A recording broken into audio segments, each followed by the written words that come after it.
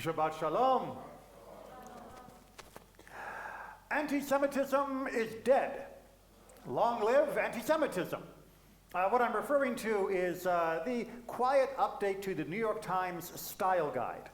From now on, anti-Semitism, with a hyphen between the word anti and Semitism, will no longer be used. But instead, anti-Semitism as all one word will be used in its place.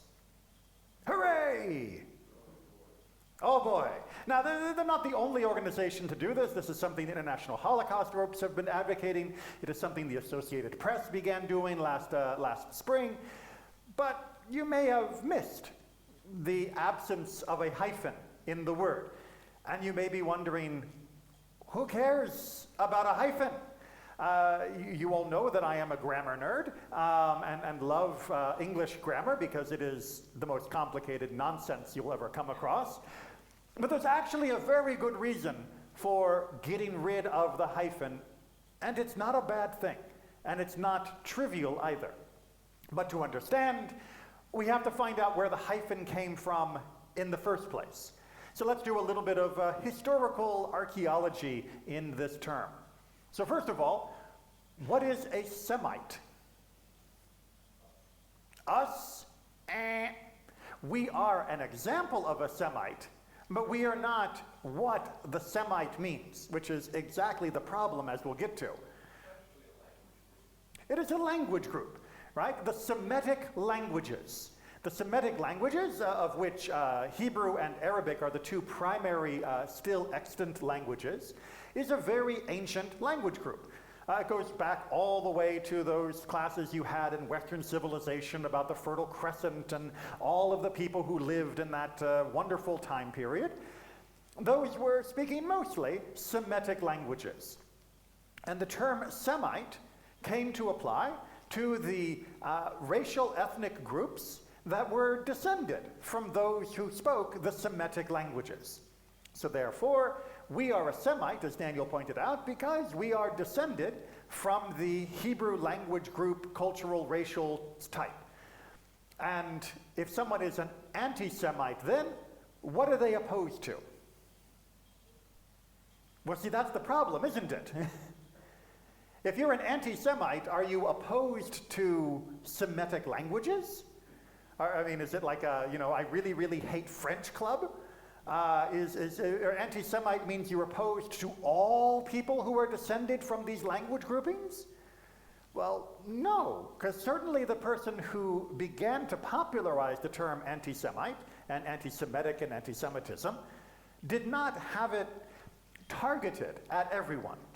A German scholar, using the term loosely, named Wilhelm Marr in 1879 began what probably has the worst superhero name ever, the League of Anti-Semites. That was his organization. And his organization was not aimed at the speakers of Arabic. His organization was aimed at Jews. Well, why didn't he call it the League of Anti-Jews or the League of Jew-haters, which is what it was? Well, because being a scholar, he wanted to emphasize and draw people's attention to the undeniable truth, which always means it's deniable, that the Jews were a race, that we were genetically Jewish, that we were a population that was set apart by our genes, not that they quite had that term going just yet, but they sort of were getting there. And thus we are incorrigible, thus we are irredeemable, and thus we are, by our very nature, a problem. You see, prior to this, not only him, but many others as well were coming to this conclusion, but prior to this, most people said the problem with Jews is their Judaism, right? If you can scrub them clean of their Jewishness, meaning our practices and belief systems and everything that goes into being Jewish that we know and love, then they're just like you and me. Right? A Jew is a perfectly normal person as long as you can get rid of the Jewish stuff that he does. This was considered a compliment, by the way, by the people who were supporting the entry of Jews into European society as equal citizens. They said, don't worry, give them a few generations and you won't be able to tell the difference between them and right-thinking people. They'll come out just fine in the wash and be perfectly normal and natural. Well, the Anti-Semitic League said, not so fast. That may be true if it were just a religion or if it were just a cultural set of practices. But if it is race, well, race doesn't come out in the wash. You can't get rid of your genes. So therefore, the only solution, well, we know where Germany went on that particular topic. But it was because of people like Wilhelm Marr and others and their anti-Semitism, with a hyphen, that we ended up at the Shoah, at the Holocaust. Because prior to that, there were many other ways to deal with Jews. Once it became racial, once it was, I'm not anti-Jewish, I am anti-your genes, then all other possible solutions disappear. Including the solution for being a rational and tolerant human being. But that was never in the cards for many of them. By getting rid of the hyphen, the New York Times is arguing, as along with the Associated Press and many other Jewish organizations, that we are finally getting rid of that built-in assumption of Mr. Marr, that we are a race. By removing the hyphen, by decapitalizing the S of Semite or Semitic Semitism, we are saying they were wrong. 150 years later, we're finally able to say, we're not a race, and the people who hate us aren't doing so just because of our DNA, although many have continued that practice. The hatred existed before the idea of genes, and the hatred, unfortunately, continues regardless of genes, as we see from our diverse congregation and our diverse Jewish population. So then we have to ask, if this hatred's been around so long, well, maybe there is something genetic in it. After all, it's enduring. In fact, let's take our most notorious anti-Semite, Pharaoh, Egypt. Were they anti-Semites or not? That is to say, were they attacking the Jewish population at the time because of their Semiticness, because of their race, or was there some other motivation going on in this week's Torah portion and over the next few weeks? Thoughts? Ideas? Well, we can just break it down. What did they do? Right? What were the actions of Pharaoh in Egypt against us? Slavery, right? Slavery. Fairly nasty. Was it racially motivated that we were enslaved to the Egyptians? No. They enslaved anyone they could get away with, including themselves and other people. They were not picky about who they made slaves. They were equal opportunity slavers. If they beat you in war, they would enslave you. If they had power over you, they would enslave you. It was very common in much of the ancient world to do this. It did not seem like they cared about what your DNA was when they were throwing the chains on you. All right, so enslaving us was more economic and political. It was not racial. What else did they do to us? Well, what was their big fear?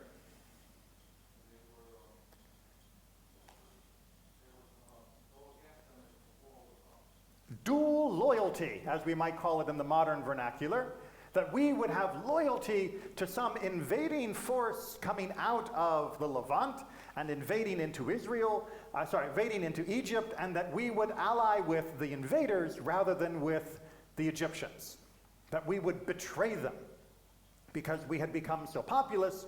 This was more than just an idle worry. This was a strategic nightmare for the Egyptians, that we would, well, essentially reveal our true colors by joining in with the attackers. Racial concern? No. Military concern, political concern. One, unfortunately, that we have been attacked with all the way up until the modern day, with people continually to accuse Jews, especially in the United States, but other countries as well, of having divided or dual loyalty or serving the interests of Israel over the interests of the United States. It is still a canard of those that hate us. So what did they do about this worry? Really, the most famous act of terror in our history. Nobody knows what they did when they were worried that there were too many of us. Killed the baby boys. All right, throw them in the Nile. That's kind of how the whole Moses story begins, right? Okay, good. Whew, I was a little worried there for a second.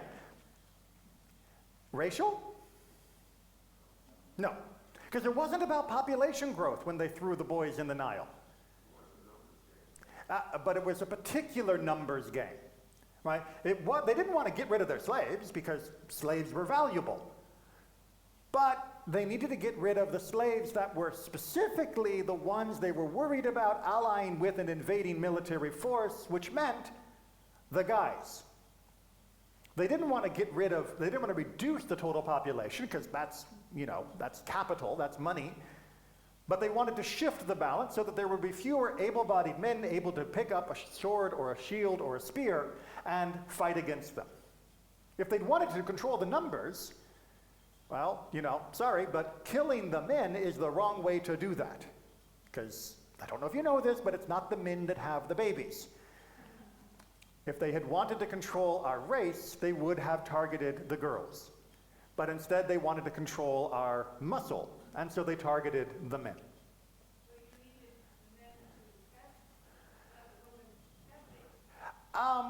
Yes, but there's a biological secret that, we men don't like to talk about too much, which is you don't need as many men to have babies as you need women.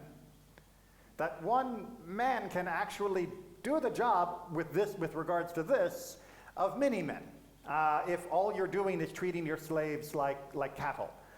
Indeed, that's why if you go to a farm, you'll often find one bull and many cows, precisely because the bull is not as useful as the cow to the farmer, but he needs at least one or two around for breeding purposes. So, unfortunately, most organizations and groups throughout the world have figured this out when they wanted to reduce populations, and it doesn't seem that was Pharaoh or Egypt's concerned. They were not racist. They did not look at us and say, Semites. They looked at us and said, we can use you, but we're a little afraid, and so we're going to do some horrible things to try and deal with that. And that's what we need to focus on, is recognizing that despite the hyphen, no hyphen question and argument, and despite the fact that we're not a race, yet some people want to treat us like a race, despite all of that, ultimately the question comes down, why are people awful about this? And what can we do about it? You may have learned or seen, and if not, I hate to give you bad news, but anti-Semitism acts are on the rise. There is more anti-Semitism happening as far as concrete actions in this country now than there was 10 years ago or 20 years ago.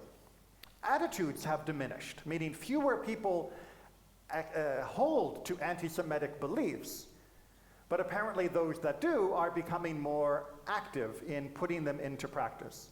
1 in 4 Jews in this country will experience anti-Semitism directly. 1 in 4 Jewish institutions will be damaged by anti-Semitism in the year. It is unfortunately becoming very, very prevalent.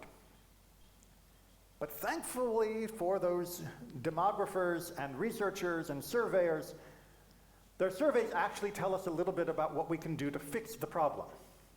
Because it's not even when you get outside the Jewish community. In the Jewish community, most Jews have very, very similar attitudes regardless of political affiliation, regardless of geographical location.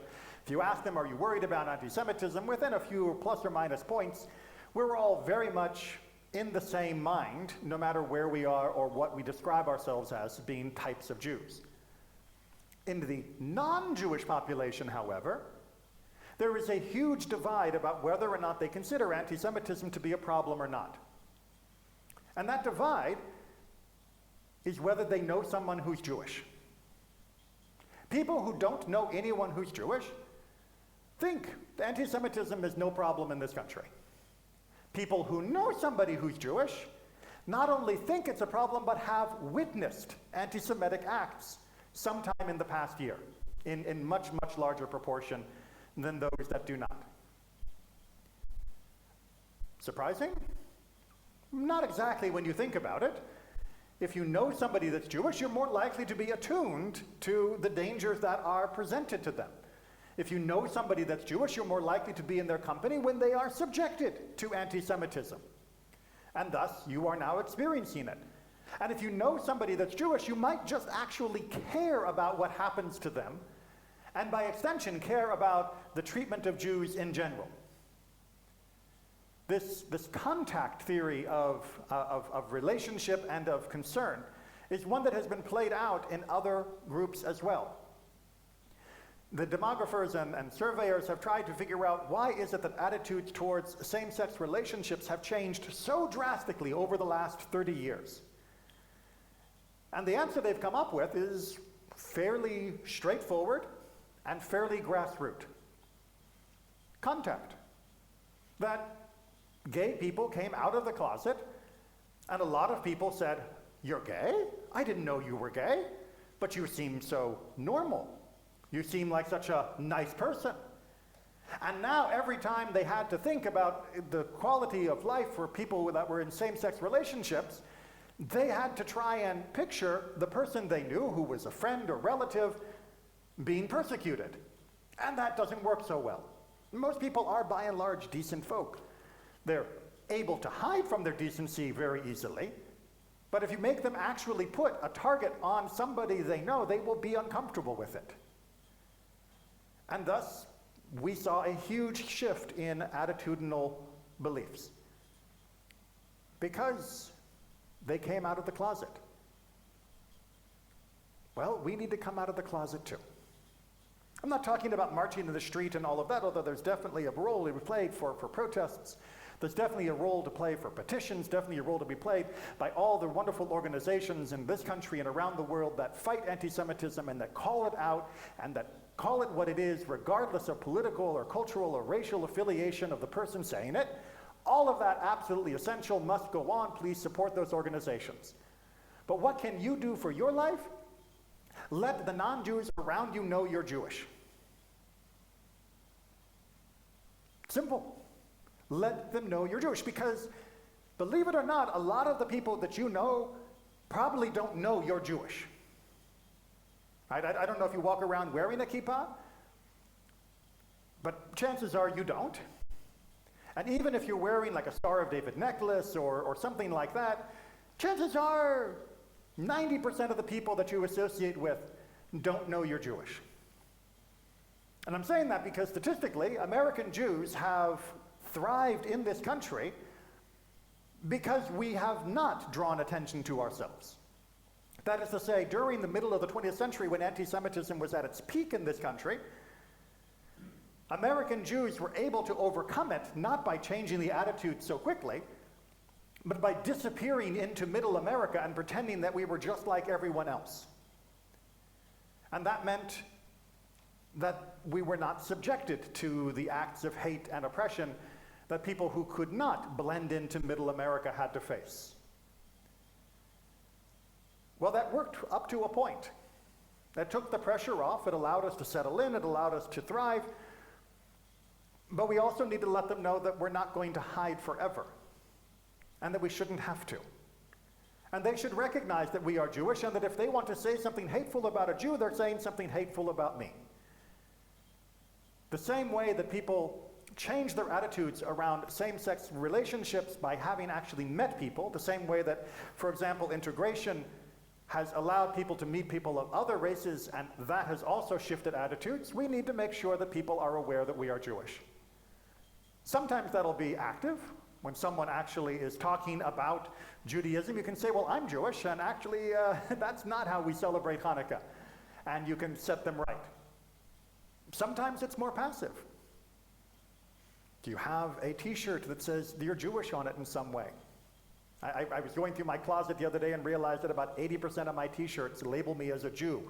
It just seems to be my fashion statement. Do you talk about Jewish subjects in front of non-Jews? When they're all talking about what they did today, are you going to talk about how you went to synagogue? Are you going to talk about the time-honored Jewish tradition of Chinese food on Christmas? Right? Some of you may even have better access to it than others. Right? Or would you be shy? Or would you say, well, it's their holiday, I don't need to talk about it. It's their holiday, I don't need to draw attention to myself. It's their holiday, it's their situation, it's their country? No, it's ours. Trust me, they would not be silent if you were describing what you did for Hanukkah. They would be very happy, very pleased to hear what you were doing, and then very glad to show you pictures from their Christmas celebration. And there's nothing wrong with that. Being comfortable showing who you are in the presence of someone else is the definition of coming out of the closet. And if you're not comfortable doing that, then my friends, you're still living in the closet. And that's not making anything better. It might avoid a few occasional uncomfortable interactions when you discover that somebody you thought you knew turns out to actually be an anti-Semite, with or without a hyphen. But by and large, you are depriving yourself and the rest of us of actually having the opportunity to change the attitudes by showing them that we are around and we are normal and we're not going anywhere. Yes, we're a little different, but they'll get used to that. But only if you show them who you are and what you are. Yes, Laurie? So explain the hyphen. So the getting rid of the hyphen was an attempt to de-racify the term anti-Semite. The problem with the hyphen has been that many people have tried to claim they are not anti-Semites because they're not racist. I don't like Jews, but not because of their race, but because they are disloyal, because they are capitalists, because they are communists, because they are the killers of Jesus, etc., etc. So therefore you can't call me anti-Semite, and since anti-Semite had monopolized the term for being anti-Jew, it meant that we were ignoring, or at least people could pretend to ignore, the various types of Jew hatred that did not fall under its category. Additionally, with the hyphen, it perpetuated this myth created in Germany and espoused by many others since, that we are a race.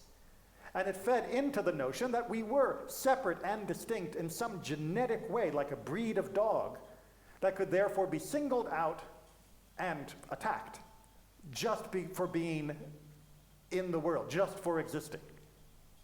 The hyphen allowed people as well to say, well, I'm a Semite, therefore you can't call me an anti-Semite when I say Israel has no right to exist and that all the Jews should be swept into the sea.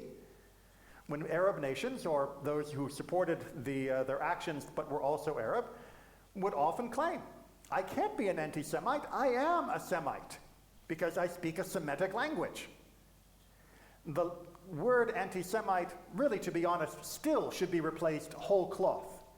But it has become the catch-all term for being anti-Jewish, and by getting rid of the hyphen, it is one step forward of moving away from the worst version of Jew hatred that the world has ever seen.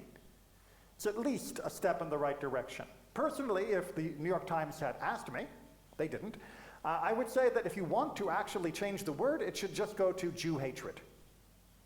Jew hatred. That's what it is. Hating Jews.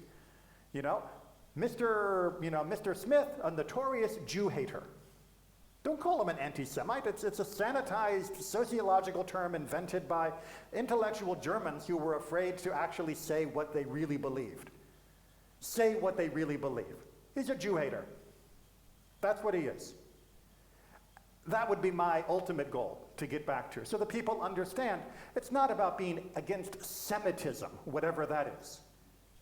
And it's not even really, for most of them, about being against Judaism. It's about being against Jews. And the only way to remedy that is to make them meet a Jew.